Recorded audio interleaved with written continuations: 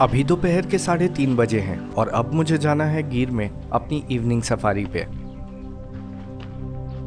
मैं इस रिजॉर्ट में कल रात को आया था और कल मुझे इसे अच्छे से देखने का टाइम नहीं मिला था। द लायन पगमार्क रिजॉर्ट गिर के कोर जंगल के पास है और ये सारा एरिया जंगल का है जहाँ लायंस और लेपर्ड्स जैसे जानवर घूमते हैं।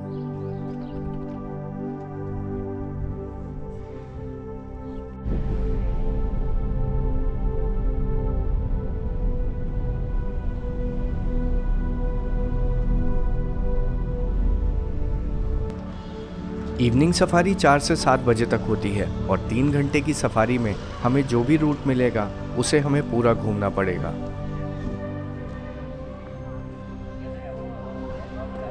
अभी यहाँ हमें ऑनलाइन परमिट दिखा के अपना रूट नंबर, जिप्सी और गाइड लेना है।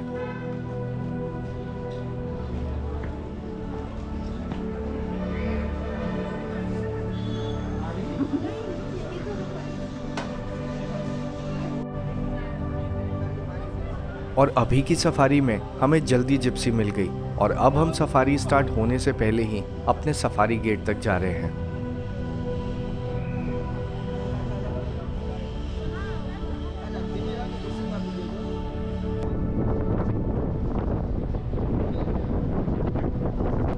सुबह की सफारी में हमने इस गेट से एग्जिट किया था और अभी अलग रूट होने के कारण इससे एंट्री कर रहे हैं।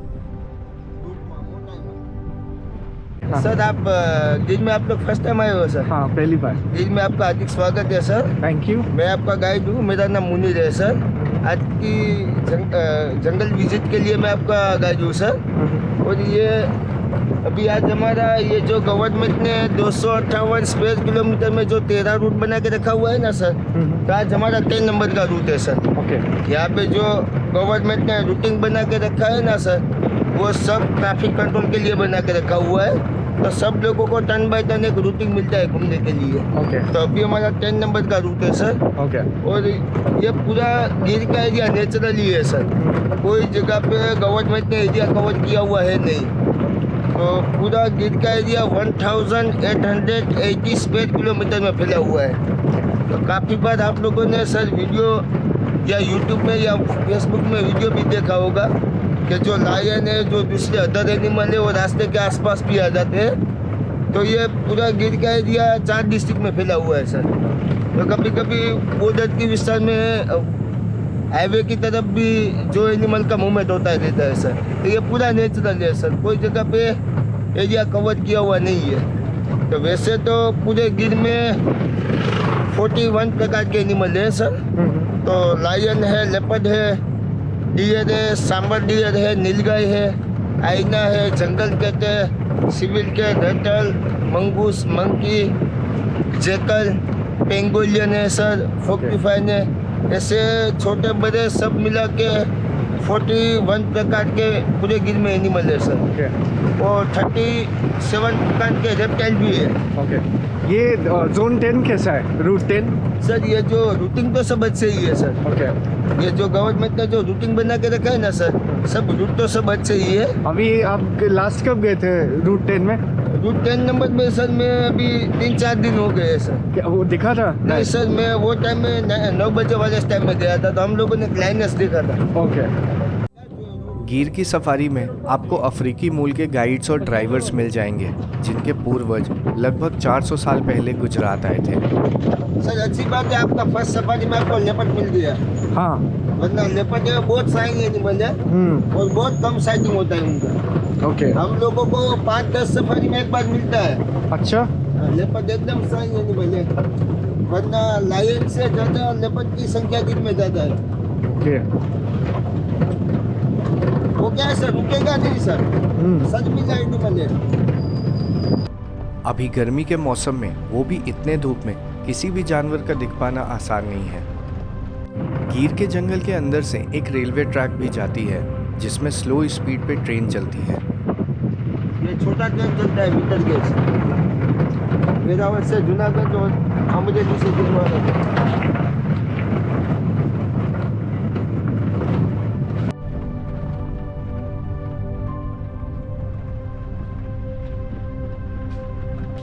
गीर के जंगल में वन विभाग ने कई जगह छोटे छोटे पानी के तालाब बनाए हैं और गर्मी के दिनों में उन्हीं तालाब के आसपास जानवरों को देखा जाता है।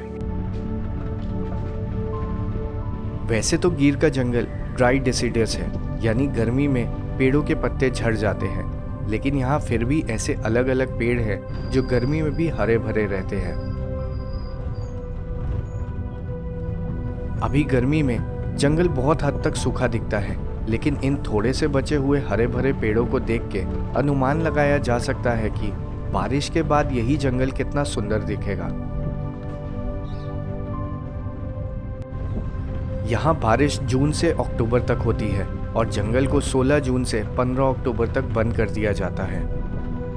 अभी अप्रैल और मई के महीने में यहाँ सबसे अधिक गर्मी होती है और गीर में सफारी का सबसे अच्छा समय नवंबर से मार्च तक का होता है।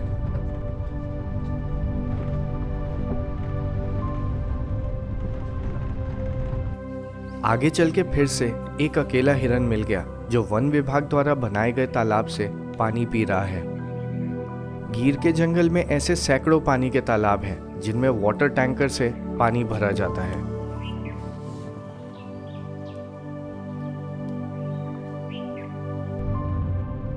जंगल में ऐसे कई काम होते हैं जिनसे इन जंगलों को जानवरों के लिए रहने लायक बनाया जाता है और इन्हीं कामों के लिए सफारी में दिए गए पैसों का उपयोग होता है।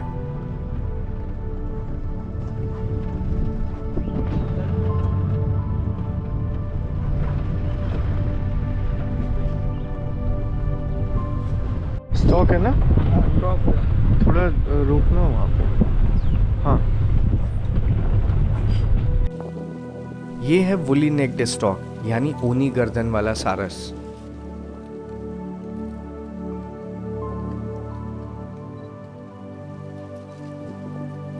इस सारस की गर्दन ऊन जैसी दिखती है, जिसके चलते इसको इसका नाम मिला है।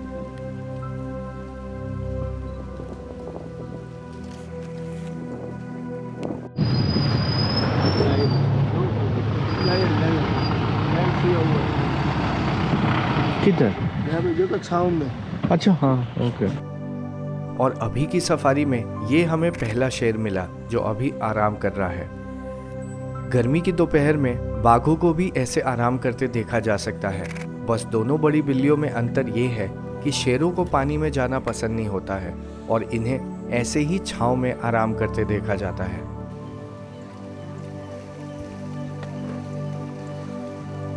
इस सारस को मछली, मेंढक, सांप और अन्य प्रकार के छोटे जीव जंतुओं को खाना पसंद है और इसीलिए इन्हें पानी के पास ही देखा जाता है।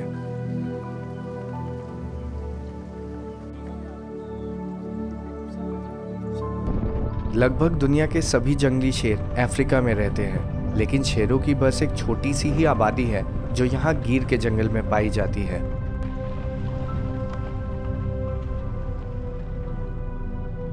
गीर में पाए जाने वाले एशियाई शेर अफ्रीकी शेरों की तुलना में थोड़े छोटे होते हैं। सालों तक शेरों का शिकार होने के बाद 19वीं शताब्दी में यहाँ बस 1 दर्जन शेर ही बचे थे, लेकिन आज यहाँ 650 से भी अधिक शेर हैं।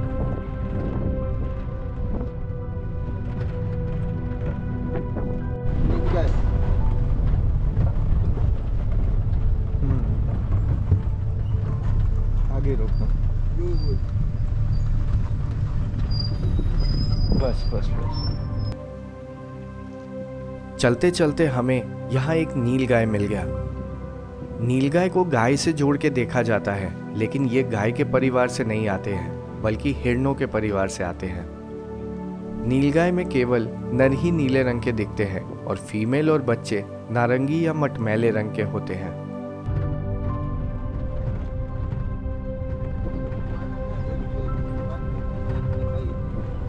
सुबह की सफारी में जहां मुझे 8 शेर देखने को मिले थे, अभी की सफारी में मैंने बस एक ही शेर को देखा है, वो भी आराम करते हुए।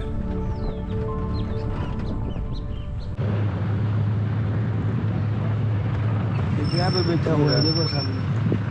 हाँ, ये और शेर को छोड़ के मुझे हर प्रकार के बर्ड्स और एनिमल्स आज देखने को मिल रहे हैं।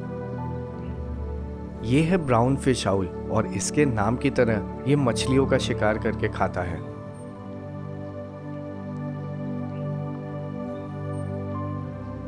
दूसरे आउल्स की तरह ये भी रात में शिकार करता है और मुख्य रूप से ये नदियों, झरनों और झीलों के आसपास पाया जाता है।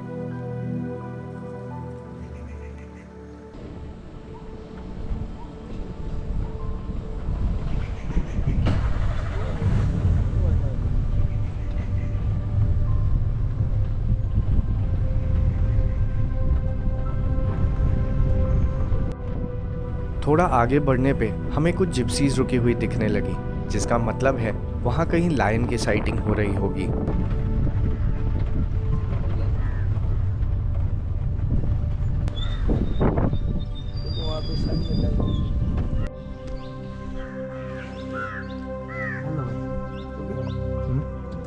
और यहाँ सच में कुछ लायंस बैठे मिल गए। ये शेरनी अभी यहाँ अपने बच्चों के साथ आराम कर रही है।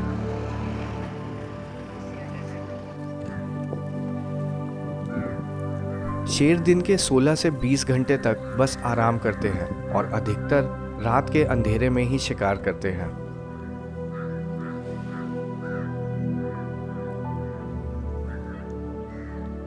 टाइगर अकेले घात लगा के शिकार करता है, लेकिन शेर झुंड में शिकार करते हैं, जिसमें शेरनियां ही अधिकतर शिकार करती हैं।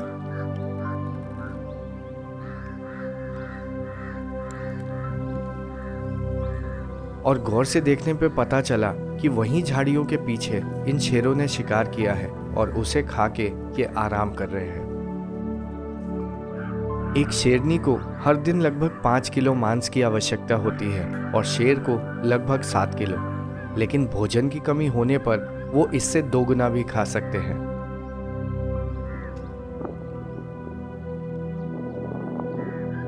अभी बच्चे बारी बारी से शिकार को खा रहे हैं, लेकिन झाड़ियों के कारण उसे देखना पॉसिबल नहीं है।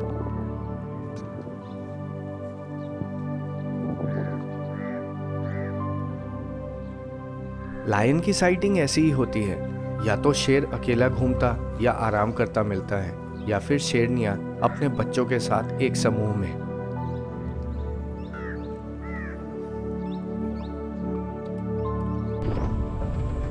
अभी ये जंगल एकदम सूखा और खाली सा दिख रहा है, लेकिन मॉनसून के बाद ये एकदम घना हो जाएगा और लायन की साइटिंग थोड़ी कम हो जाएगी। लेकिन फोटोग्राफी के लिए हरे रंग के जंगल में इन शेरों की फोटो अच्छी आएगी। गिर की सफारी में आप एक जगह पे अधिक देर तक नहीं रुक सकते हैं, क्योंकि आपको अपने रूट को कंप्लीट करके एक गेट से दूसरे गेट तक जाना होता है, और इसलिए इतनी जिप्सीज होने के बाद भी सफारी में गाड़ियों की भीड़ नहीं होती है।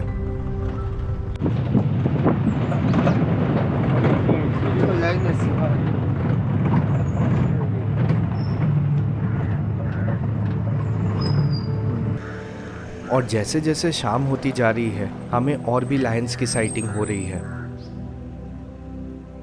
यहाँ फिर से एक शेरनी आराम कर रही है, लेकिन इसके आसपास कोई और नहीं दिख रहा है। शेर अकेले रहते हैं, लेकिन शेरनियां ग्रुप बना के रहती हैं, तो आसपास ही कहीं और भी शेर हो सकते हैं। ये मिला के 11 हो गया ना। और वहीं थोड़ी दूर पे एक और शेरनी बैठी है जो इसी समूह की है। और इसी के साथ अभी तक की सफारी में मुझे 11 लायंस देखने को मिल गए।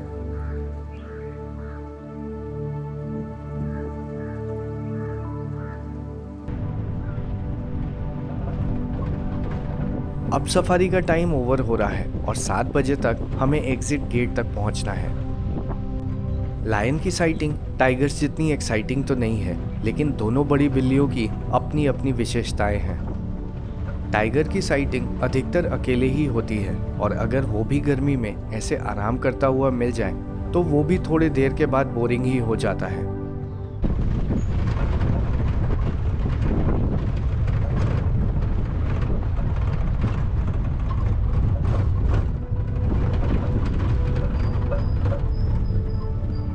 और जाते जाते हमें फिर से कुछ और लायंस मिल गए।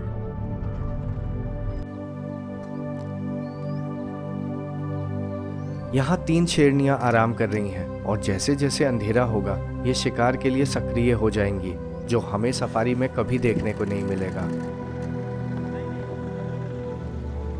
वैसे किसी भी जानवर को ऐसे झुंड में सफारी में आसानी से आराम करते देखा जाए तो वो भी बोरिंग ही हो जाएगा, लेकिन इसका मतलब ये नहीं है कि इनको देखने सफारी पे नहीं आना चाहिए। ये दुनिया में अब बस हमारे भारत के गिर के जंगल में पाए जाते हैं और अब बहुत कम संख्या में बचे हैं।